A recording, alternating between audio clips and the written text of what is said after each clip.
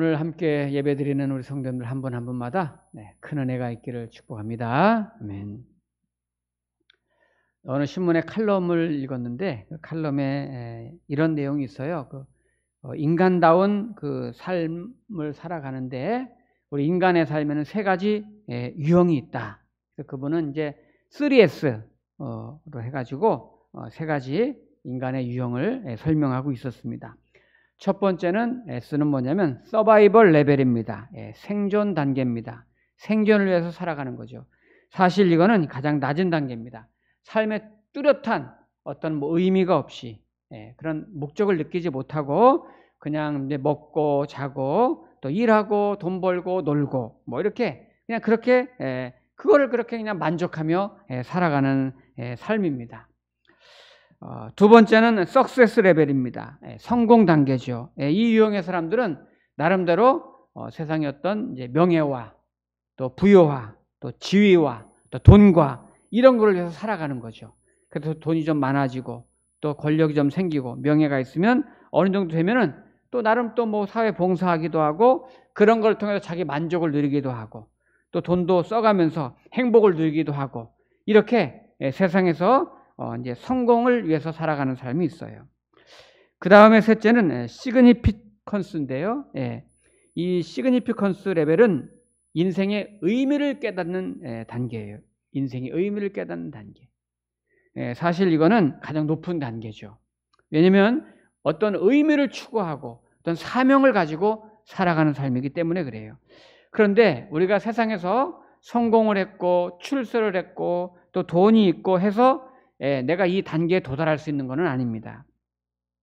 여러분 우리나라에 돈이 많은 사람들도 또 높은 지위에 있는 사람들도 종종 자살하는 사람들이 있잖아요. 우리나라가 자살률이 굉장히 높아요. 돈이 없어서 자살하는 게 아니에요. 삶의 의미를 찾지 못하고 깨닫지 못했기 때문에 그런 거예요.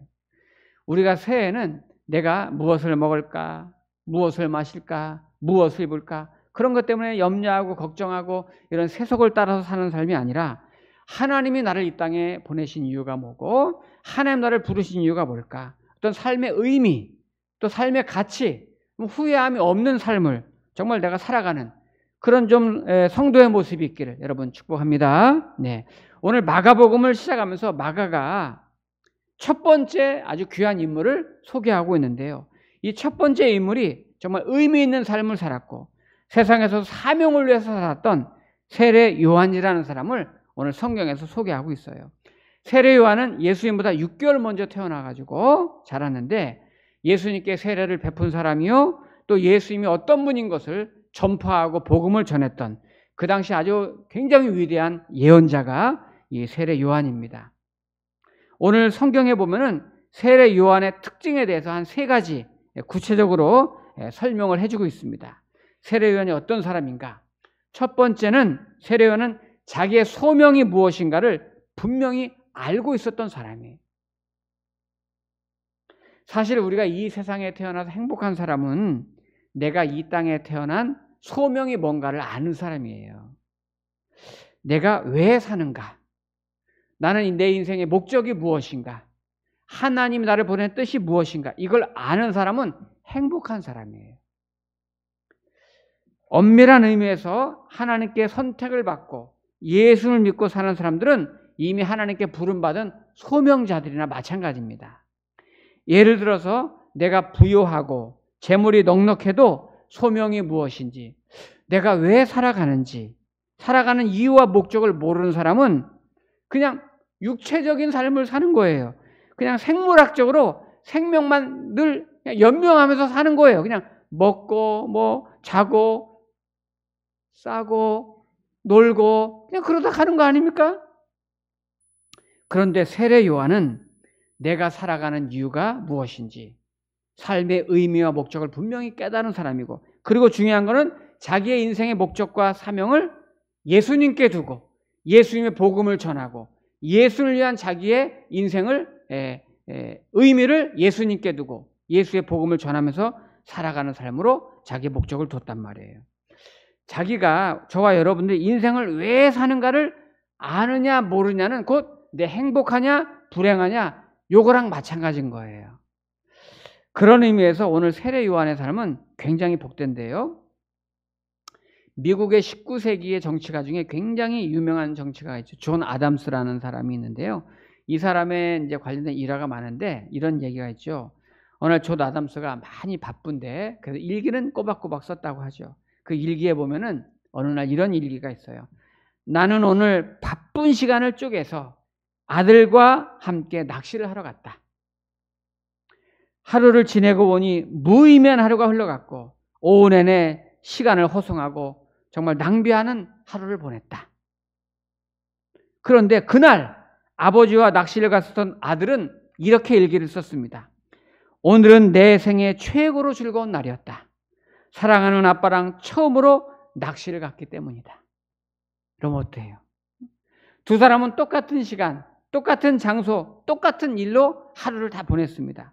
그런데 그 시간을 아빠는 그 낚시에 대해서 아무런 목적도 없었고 의미도 없었고 그냥 시간 낭비라고 생각한 거고 그 시간이 아까웠어요. 무의미한 하루를 보냈어요. 그런데 아들은 아빠랑 함께 보낸 그 자체가 자기에는 목적이었고 즐거움이었고 큰 의미로 다가왔던 거예요. 그럼 너무나 자기 인생의 즐거운 시간으로 그때를 기억하고 있었던 거예요. 저도 여러분도 누구나 다 하나님이신 똑같은 시간을 우리는 다 가지고 보내고 있습니다.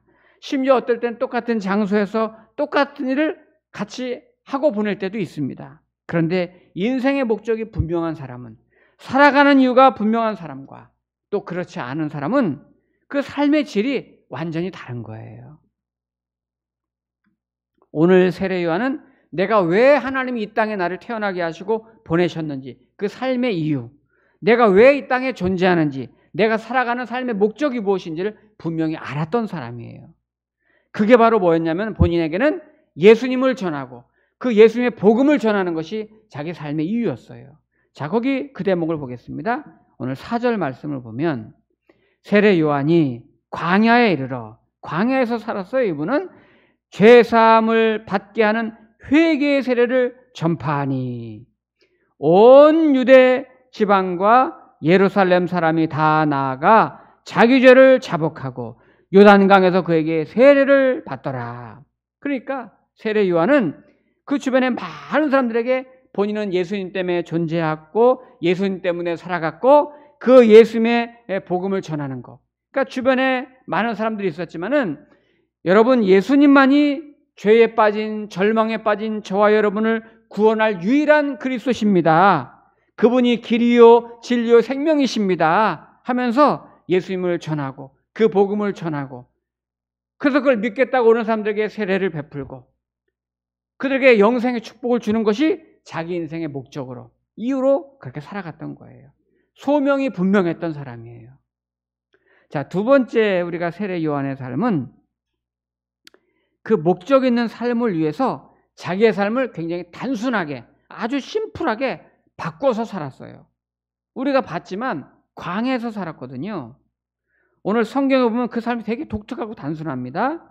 6절에 한번 보시면 아까 4절에서 이제 광야에서 살았다고 했는데 6절에 보시면 어떻게 살았나 보면은 요한은 낙타 털 옷을 입고 허리에 가죽띠를 띠고 메뚜기와 석청을 먹더라.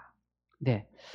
예전에 그 성경 공부할 때 어떤 청년이 이 대목을 이렇게 보다가 목사님, 세례 요한이 굉장히 잘 살았나 봐요. 그래서 왜 했더니 낙타 털 옷이면 뭐 진도 모피 같은 거 뭐 밍크 코트 입은 거 아닙니까? 막 이렇게 뭐 수백만 원, 수천만 원짜리 입은 거 아닙니까? 그래서 이 당시에 약대 털 옷은 모피 개념이 아닙니다. 예.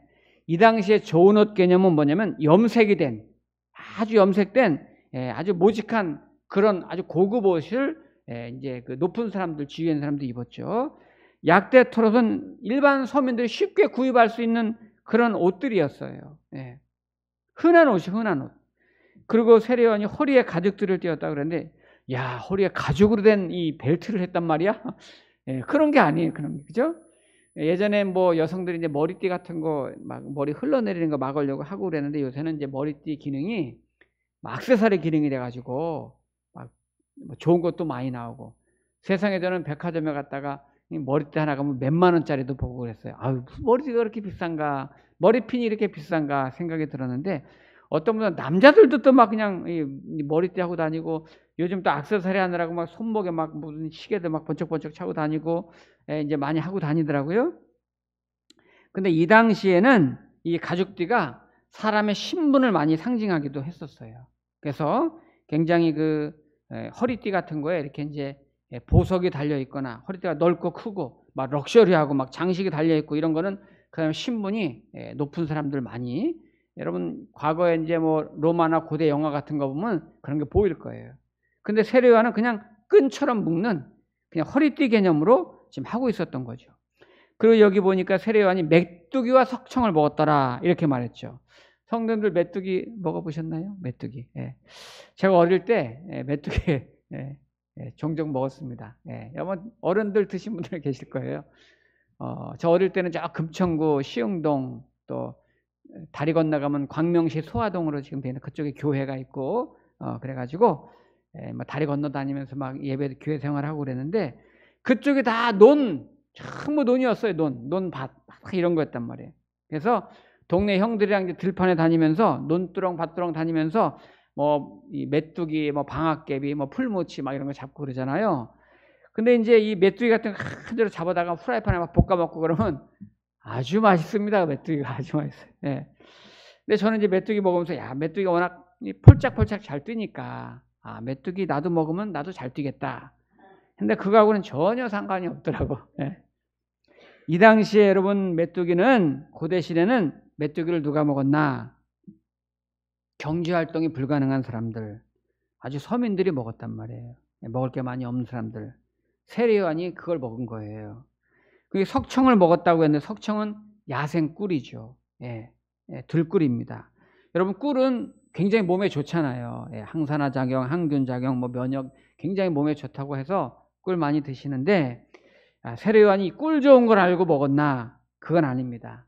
유대인들은 그 당시에 식사를 하고 나면 디저트 먹듯이 꿀을 먹었어요. 디저트 개념으로. 그래서 식사 마치면 유대인들은 많이 꿀을 먹었는데 이 당시에는 이제 가난한 사람들은 먹을 게 많이 없으니까 꿀을 막 주식처럼 먹기도 하고 뭐 바이툼이나 이런 데 가면은 이제 들판 같은 데 꿀을 그래도 쉽게 구할 수 있으니까 그런 걸 양식처럼 막 먹기도 하고 그렇게 했단 말이죠. 세례 요한은 정말 서민 중에 서민으로 광야에서 이렇게 살면서 자기가 예수님을 전하고 복음을 전하는 삶을 살기 위해서 다른 걸 다 내려놓는 거예요. 일상의 삶을 다 내려놓고 소소하게, 단순하게, 심플하게 그렇게 살아간 거죠. 제가 예전 교회에서 원로 장로님을 이제 신방을 한번 간 적이 있어요. 이분이 아주 만만디한 분이에요. 아주 이분이 뭐 급한 게 없어 느긋하게 천천히 그렇게 모든 걸 사시는 분인데 이제 그분이 은퇴하시고서 한 2, 3년인가 있다가 제가 방문을 했는데요. 그분이 이제 단독주택에 사시고 조그만 마당이 있는 이제 그런 댁이었는데 집안에 들어가서 이렇게 거실을 보고 안방을 보고 이렇게 봤는데 흥해요. 이 말이 뭐냐면 짐이 별로 없어요. 짐이. 뭐 가구라든지 전자제품이라든지 뭐 가전제품 이런 게 있어야 되는데 별로 없어. 별로. 몇 개 없어요. 그래서 의외로 제가 그만큼 연륜이 돼서 사셨으면 오히려 많이 있어야 되는데 없어서 제가 좀 놀란 표정을 지으니까 장로님이 딱 알아차리고 저한테 그러는 거예요. 목사님, 뭐 머지않아 하늘 날아갈 사람들이 뭐 그렇게 쌓아두면 뭐합니까? 딱 첫 마디가 그거예요. 집안의 물건들 하나씩 다 지금 비우고 있습니다. 뭐 하나님 갈날에 가까운데 자꾸 쌓아놓으면 안 되잖아요. 어차피 가져가지도 못할 건데 이제 집안 살림 하나씩 둘씩 제가 줄여가고 있습니다. 한 해마다 자꾸 줄여가고 있어요. 그리고 저희 집도 너무 커요. 저희 둘이 살기엔 너무 커서 지금 조그만 집으로 지금 이사 가려고 합니다. 하늘나라 갈 때 손 탁탁 털고 그냥 몸만 쑥 가려고 합니다. 이렇게 말하는 거예요. 그런데 저는 그 말이 굉장히 인상 깊었어요. 그때 굉장히 인상 깊었어요. 생각해 보니까 우리는 거꾸로 살잖아요. 처음에 결혼할 때는 별로 없다가 자꾸 나이 들수록 자꾸 막 이것저것 막 사들여가지고 점점점 막 집안에 막 가득가득 쌓여지고 넓은 집 가면 또 가득가득 채워지고 우리는 그렇게 막 사재기 하듯이 막 잔뜩 쌓아놓고 살잖아요. 그런데 오늘 세례 요한의 삶은 그게 아니에요. 이분은 어차피 주님 나라 가까울수록 단순하게 정말 탁탁 털고 갈 그럴 사람처럼 그렇게 사는 거예요. 빈손으로 아무것도 가지가 못할 때. 독일 경언이 딱 맞죠. 수에는 호주머니가 없다. 독일 경언에 그게 있잖아요. 빈손으로 갈 건데 우리 성도님들도 너무 막 쌓아놓고 너무 복잡하게 그렇게 살지 마세요, 여러분.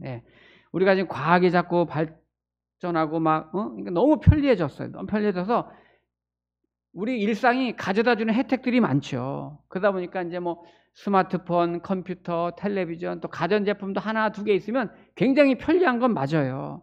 그러니까 남들 사니까 나도 사고, 또 편리하니까 사고, 불편하니까 사고, 자꾸 우리가 산단 말이에요. 근데 그 중에는 어떤 분들 보면 욕심으로 산 분들도 계셔.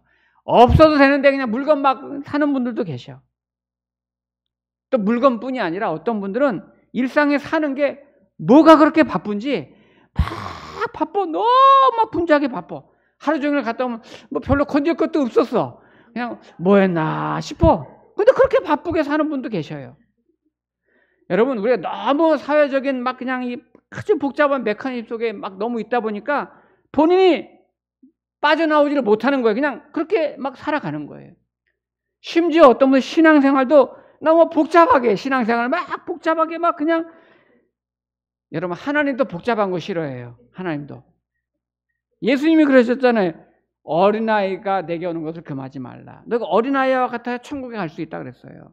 막 신앙생활 막 계산하고 막 따지고 막 까다롭고 왜 그렇게 신앙생활을 하세요?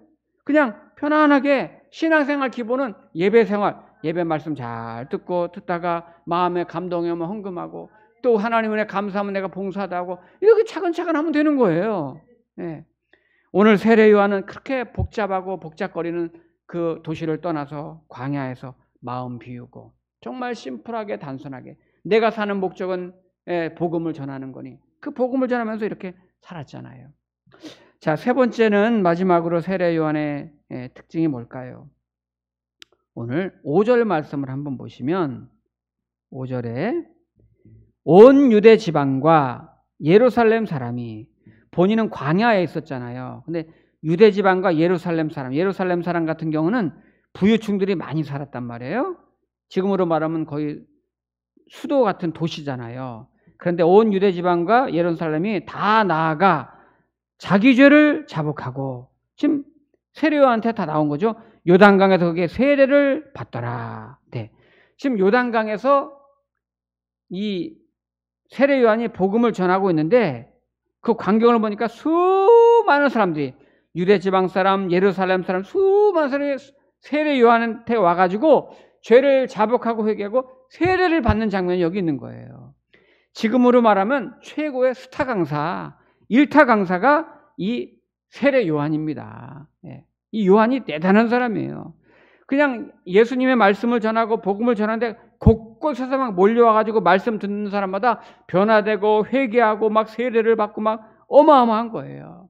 그러니까 수백만 명 막 오는 거죠. 그런데 그러한 분위기와 그러한 상황에서 세례 요한에 대해서 어떻게 반전되는 기록이 있나 한번 볼까요? 7절에 보시면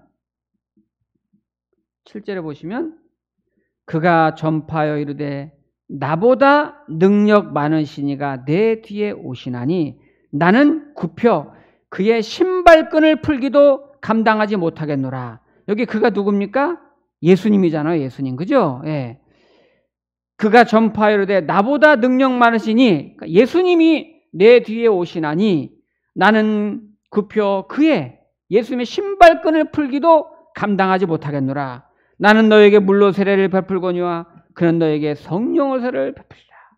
야, 여러분 예를 들어서 저야 뭐 내세울 거 별로 없지만 여러분 세상에서 정말 실력 있고 학위 있고 또 뭐 높은 지위에 있고 뭐 넉넉하게 있는 사람들이 자기를 낮추기는 쉽지 않아요. 자기 상황이 그러면 쉽지 않거든요. 우리는 조금만 뭐 완장 하나 타도 막 교만하잖아요. 보통 사람은. 근데 이 당시에 세례 요한은 엄청난 유명 인사입니다. 대단한 사람이고 영향력 있는 사람입니다. 수많은 사람들이 그의 설교를 듣고 막 감동을 하고 회개를 하고 막 요즘 말로 이 사람 뜬 사람. 가는 곳마다 요한, 요한, 요한 이렇게 외쳤단 말이에요. 그런데 요한은 내 뒤에 오시는 분이 진짜 능력 많으신 분입니다. 나는 그분께 허리를 굽혀 그분 신발끈 풀 자격도 없는 사람입니다. 이렇게 말을 해요. 기독교의 고전 중에 주는 나의 피난처라는 책이 있어요.